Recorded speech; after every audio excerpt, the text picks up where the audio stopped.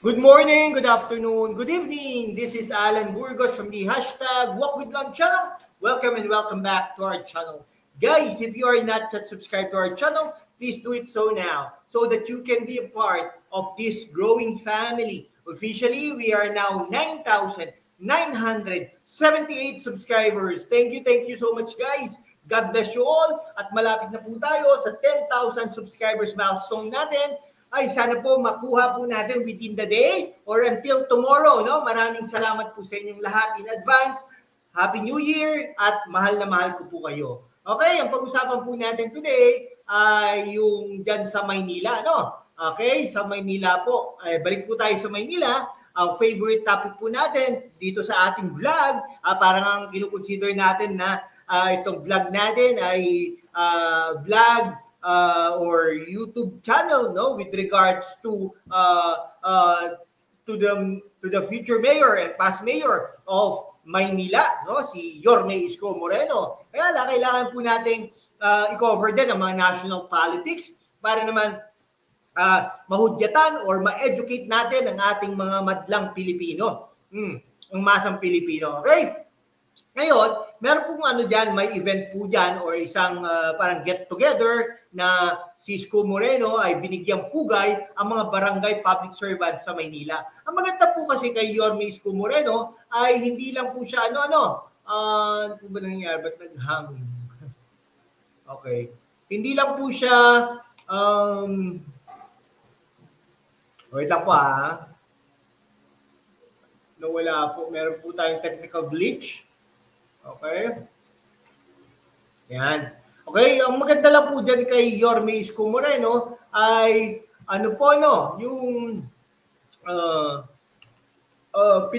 binibigyan niyang pugay din niya po, no? Yung mga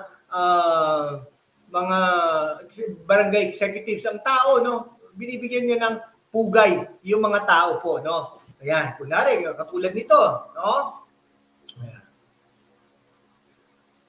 Yan, binibigyan pugay niya, no, yung mga public servants, no. Ito nga recently, meron pong isang public gathering, no, at sa isang masayang selebrasyon ng serbisyo at pasasalamat, ang mayoral candidate na si Isko Moreno ay nag-host ng Christmas party sa 12 zones ng Sampaloc District na dinaluhan ng mahigit 1,400 barangay officials at staff, no? Pinagsama-sama sa event ang mga barangay chairpersons, councilors, sangguniang kabataan, chairpersons, barangay executive officers at administrative staff upang ipagdiwang ang kanilang dedikasyon sa paglilingkod sa komunidad ng Maynila. Siyempre po, ang mga barangay officials ay dapat bigyan natin ng pugay dahil sila po talaga ang nagsiservisyo, no, para sa ating bansa, sa ating mga barangay, no. Sana all, no, katulad dito sa no, itinawag na natin pero hindi pa rin pupunta ang mga ibang mga opisyales.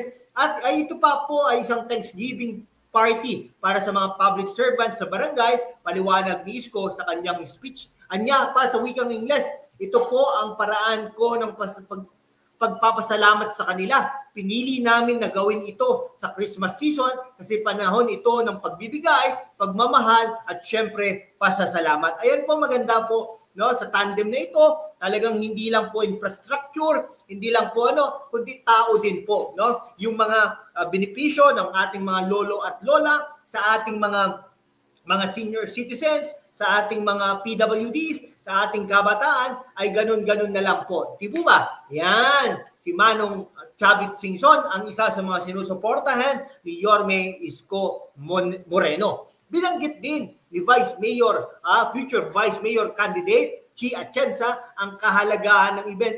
Ito ay simbolo ng kung ano ang maaasahan nila sa hinaharap na talagang aalagaan ni Yorme ang mga barangay. Di po ba, 2019 to 2022, hindi lang po pag-aalaga, kundi pag-aaruga, no? Kasi sila ay bahagi ng inclusive governance dito sa lungsod ng Maynila. Tinalakay ni Isko ang malalaking papel na ginampanan ng mga barangay officials noong panahon ng pandemya kung saan binigyan din ang kanilang mahalagang suporta lalo na sa mabilis na paghatid ng mga essential services tulad ng food boxes. Kaya po mahalaga kung nagkakasundo ang mga barangay officials, konsehal, at ang Yorme Isko at ang mayor na inaasahan natin na si Yorme Isko Moreno ang magiging mayor ng Maynila. No? Talagang kailangan ng city government na maging efficient ang mga barangay sa paglilingkod sa mga residente ng Maynila, dagdag niya. Ito ang sinasabi ng ating future mayor, Yorme Isko Moreno, at tila bagang wala na, no? Tagumpay na natin ito, tagumpay na ng masang Pilipino, tagumpay na ng Maynila. Nais din ni Isko na magkasama tayong magtatagumpay sa bagong taon at sana'y magpatuloy ang kalusugan at tagumpay ng bawat isa. Ang party na ito ay simula pa lang ng kanyang mga hakbang upang magpasalamat sa mga barangay. Ika nga, sabi nga niya, ibinahagi naman ni Sampaloc Sangguniang Kabataan member Sofia Reyes ang kanyang nararamdaman. Ang saya po kasi alam mong si Isko ang namumuno, ang reassuring niya, talagang ina-assure niya ang bawat isa na magkakaroon ng magandang governance dyan sa lungsod ng Maynila. Hindi lang niya po ito sinasabi, kung hindi naramdaman na po, no? Nakita na po noong 2019 hanggang 2022. In fairness, may pandemya pa during that time. So ang kailangan mamuno ay may balls dapat, no? Hindi po yun, dapat your best choice. Palitan na po ang Abante, palitan na po ang Valeriano, palitan na po ang Cuba at ang mga nandyan sa House of Representatives na tila bagang walang ginagawa para sa Maynila kung hindi batikusin lang ang ating Vice President Sara Duterte. No? Ayon sa pinakahuling survey ng Social Weather Station, si Isko Moreno ay may 70% na suporta, tambak na tambak, wala na po. Ay kailangan ngayong kampanya, no, Mayora Hani Lacuna, ito ay panahon mo na, hindi para mga kampanya upang magpaalam para sa mga Manileño. Magbabay ka na, magpaalam ka na at magano ka na, no, magbilin ka na sa kanila na magpakabait ang Batang Maynila sa liderato ng Yorme Isko Moreno. No, malayo sa mga kalaban na sina Sam Bersosa, biruin mo yun, natalo pa ni Sam Bersosa si Mayora Hani Lacuna na nakakuha ng 70%. Si Sam Bersosa at si Hani Lacuna naman, si Mayora Hani Lacuna ay nakakalungkot isipin. Bakit ganon? May 11% lamang. Okay? Kumbaga, kung wala pala si Yorme Isko Moreno, ay talagang matatalo at matatalo si Mayora Hani Lacuna. Ganun po yun. Kaya nga po, pinapanawagan po natin sa mga Batang Maynila na suportahan natin si Yorme Isko Moreno. Talagang ipanalo po natin. Sigurado na po panalo, pero hindi lang po gawin natin 70%, gawin po natin 90%, 95%, 99%, 0.5 na lang ang Mayora Hani Lacuna at ang Sam Bersosa. At ito rin, pinapanalangin po natin, isama na rin na po natin si Gia Atienza at ang mga kalaban ng mga congressmen na Tolonges na si Abante, Valeriano at saka si Chua, no? Para naman mapalitan na at wala nang kagulo-gulo at kagulang-gulang dyan sa Kongreso. Hanggang dito na lang po mga kaibigan ko. Maraming salamat po sa inyong lahat. Mabuhay po kayo.